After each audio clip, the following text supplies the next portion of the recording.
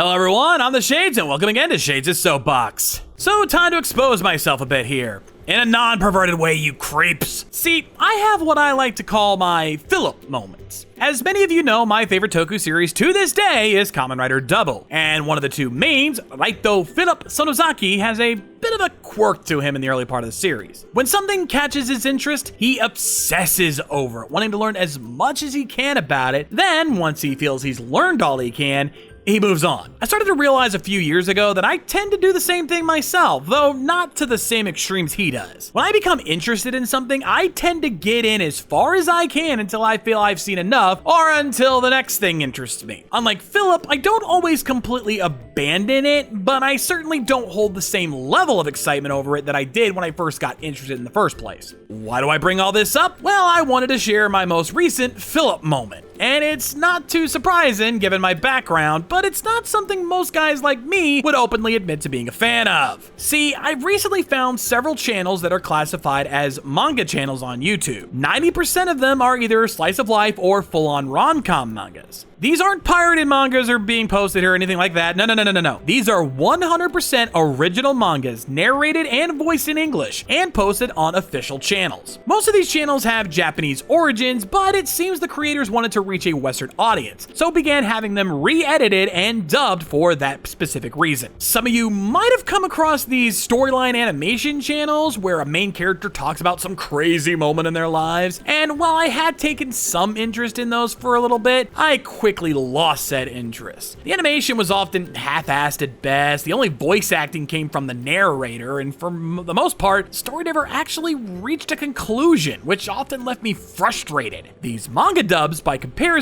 feature at least one male and one female voice actor, so are fully voiced, have some honestly good art styles at times, and the stories usually reach a conclusion, or at the very least lead to a part 2, though there are few that have yet to be followed up on dub-wise. Some of these channels even have a consistent cast setup, or at least use consistent names here and there. I think what makes these work is that they don't drag out the story all that much. Since they have around 5 to 15 minutes tops to tell a complete story, they don't drag it out with needless filler and over-exaggerated plots. It's simply, here are the characters, here's the conflict, and now here's how it's resolved. Point A to point B to point C.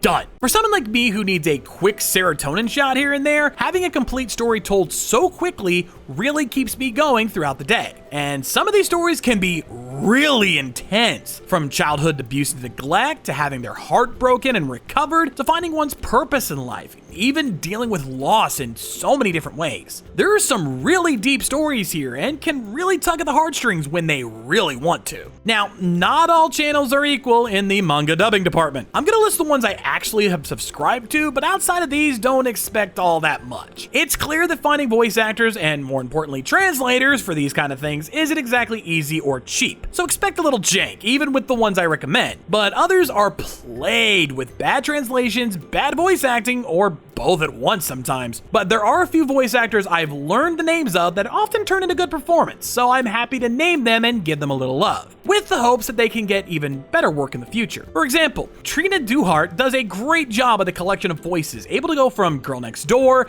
catty airhead, sophisticated diva, to even an old hag type voice. Her wide range can often make her a one-woman show, and you might not even realize they're all the same VA at times, which is really impressive. Yeah, I saw that too. You didn't get hurt? No, there were cushions and everything. It was quite fun, actually. Paul Hikari has some more goofy, nervous-sounding voices overall, but is still able to use it in different ways as well. He can still be a bit serious with it, but he's often better suited for either shy and nervous characters or just over-the-top goofy ones. She said no. Back off. Huh? What are you, her boyfriend? Piss off, Akamatsu! Erin Nicole Lindquist has a more sophisticated and mature voice, though can still adapt to different ranges as needed. Do you know what Riku had to go through to get where he is now? You deserve no sympathy from him. Ryan Negron tends to have the most serious teen boy voice of the group. He can often be super serious, but can still hit those goofy voices as well, giving him a good range to work with. That asshole. He did all kinds of things to me. Let's trim your eyebrows too. Let's put on some wax. Oh, and a facial too. Estelle Sun has the more teen girl voice with a bit of a cattiness to it, but it works for a lot of these kinds of dubs, honestly. In this world that we live in now, where special abilities are so common, each and every person is the main character of a story, surrounded by supernatural phenomenon. Truly, I could see any of these guys getting work at the big leagues before too long, as it's clear they have some major talent. Truth be told, I'd love to do this kind of voice acting myself and have considered applying, but I guess I'm just a tad too nervous for some reason. There are others VAs I've missed, but these 5 will give you an idea on what to expect from the good dubs out there. Some of the others are okay, even a few really good ones I couldn't find the name of, but often it's clear English is not the first language of some of these guys. It's not their accent itself that's the problem, since guys like Paul Hikari have a pretty strong accent as well, but some of the others tend to have a hard time speaking fluently, especially when the script is badly translated, and makes their already stiff performance even more stiff. So, if you're curious about these manga dubs and want to check them out for yourself, let me recommend the channels that I follow and what makes them stand out from the others. Kanon's Rom-Com mangas are the most straightforward, with a lot of the basic rom-com stories, but it's a good baseline to start with. Just boys and girls finding love in the most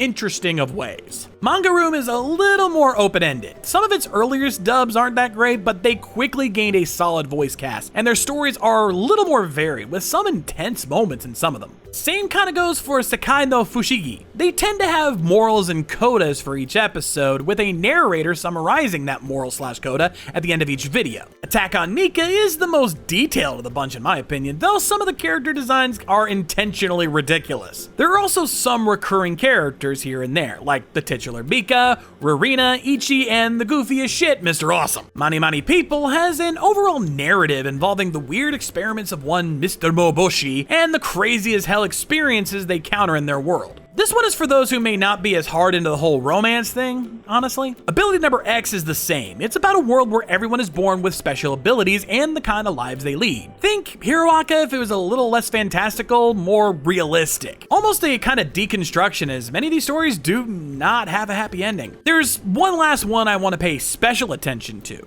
It's not my number 1 pick or anything, but it has a lot of different things going for it that makes it stand out amongst the rest. Etra-Chan Saw It. It's mostly slice of life, and the art style isn't as well detailed as others. It's kind of more of a 4-coma style artwork. But what makes it stand out is the consistent cast. Instead of random names and faces here and there, there's an explicit group of characters that, while they may change in age and personality little to little here and there to reflect the story of this episode, they often fit a very specific archetype that can be slotted into whatever story they want to tell. Let me run it down for you. Kuroki and Karin tend to be the more serious ones, a little shy at times, but not afraid to put their foot down, and are often being the ones to lend a hand when needed. Tsuchiji and Tokusa tend to be the more neighborly ones, often the most fragile and afraid, but never failing to be kind. Yuri is the more shy and timid one, and often the most cheerful, but even this happy-go-lucky girl has her limits. Katsura is the least featured of the bunch as far as I can tell, but is often a nice one, usually the mentor or boss, but even when he's a teen/young adult, he's often the quiet one of the lot. These are often the protagonists of the show, 99% of the time being the main characters or at least the friendly supporting characters of each episode, though there are some exceptions. Other half of this cast, while sometimes being the mains, are often seen as the antagonists of the stories, again with exceptions. They're not always the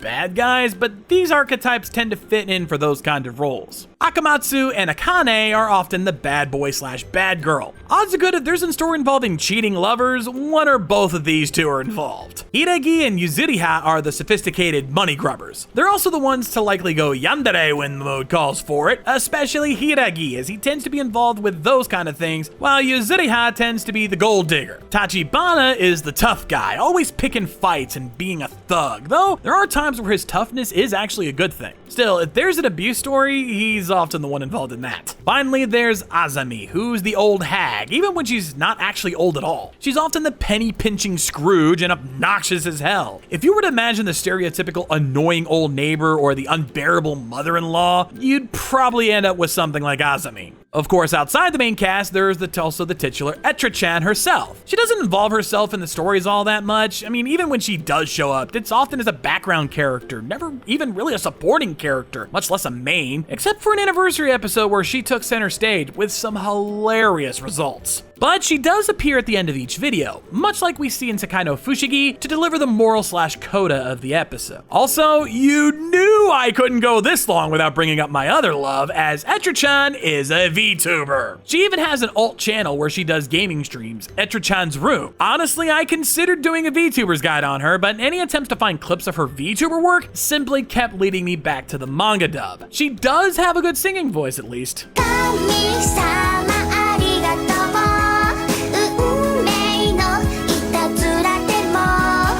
That said, I know this fascination with these kinds of manga dubs isn't gonna last forever, though I suspect I'll still be watching these for a while even after the Phillip moment ends. Still, it's no surprise, me being an anime fan, that I was drawn to these, especially since I've grown to really appreciate more slice of life and shoujo anime over time. Still, I want to send some love to these kinds of channels since they are really well done and deserve some attention. Links to all the channels I mentioned will be in the big old info box below, so check them out and see if you enjoy them as much as I do. Because I'm gonna tell you right now, this shit ain't gonna stop, and who knows what my next Phillip moment is gonna be. Anyway, that's gonna do it for me here today, ladies and gentlemen.